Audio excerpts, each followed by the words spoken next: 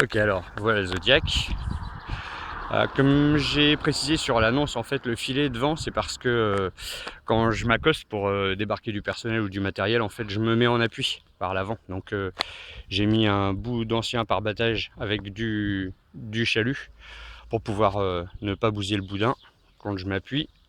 Parce qu'en fait, de métier, je suis marin. Donc, je me sers de Z comme je me sers de ceux du boulot, en fait.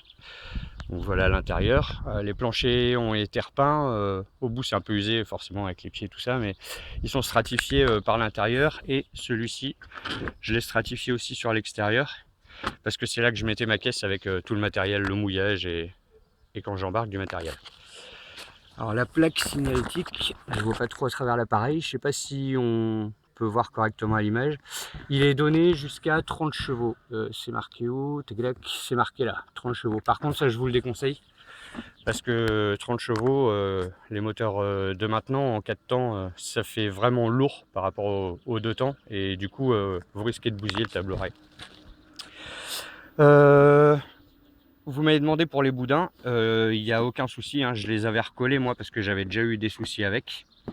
Donc tout est recollé. Ça, c'est des petits flaps qui servent à pas se faire arroser avant de déjauger. Parce que le moteur éclabousse pas mal. Donc ça, c'est moi qui l'avais rajouté. Les petits flaps là. Je les ai riftés sur la planche et je les ai collés là. Donc, pareil pour ce boudin là de ce côté. Vous voyez, hein, il n'y a pas de souci.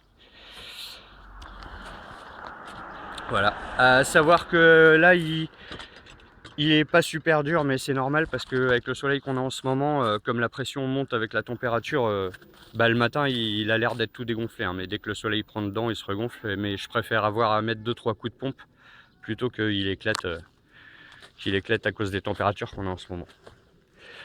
Je n'ai pas, mais ces sangles là de chaque côté, à l'avant et à l'arrière, vous pouvez plier des petits bouts d'alu et faire une planche pour faire des bancs. Moi, je m'en servais jamais. Je trouve ça en fait un peu nul parce que du coup, pour passer de l'avant à l'arrière, faut tout le temps tout enjamber et selon l'état de la mer, c'est pas forcément évident. Donc, je préférais pas m'en servir. Je vous filerai avec parce que j'ai pas pris le temps de le faire. J'ai de la peinture noire exprès pour refaire l'immatriculation.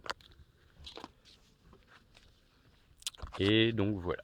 Si vous voulez, je pourrais vous filer avec le système que j'ai fait à l'arrière. Là, je me suis servi d'un support de hors-bord, que le hors-bord était foutu, je l'ai décagné pour faire le support de plaque d'immatriculation. Comme ça, vous n'avez pas à dételer votre plaque d'immat de la remorque à chaque fois que vous mettez à l'eau. Il y a juste les deux trucs comme si c'était un hors-bord normal à dévisser et puis hop, vous faites sauter la plaque. Ça, je vous le filerai avec si vous le prenez.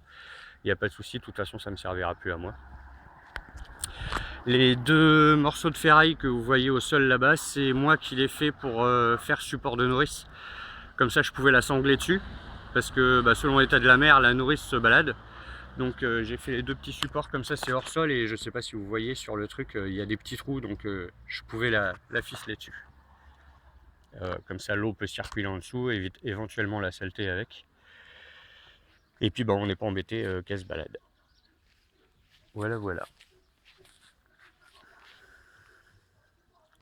Je vais rien vous cacher, il n'y a pas de souci. À la pêche, j'avais eu des soucis avec les hameçons. J'ai recollé des rustines, mais bon, ça tient à chacun. Je navigue toujours avec et il n'y a aucun problème. Un petit coup vu du dessous.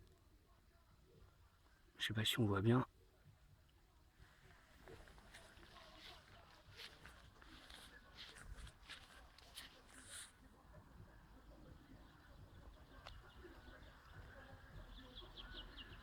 Voilà, bon visionnage. Et puis, n'hésitez pas si vous avez d'autres questions. À bientôt.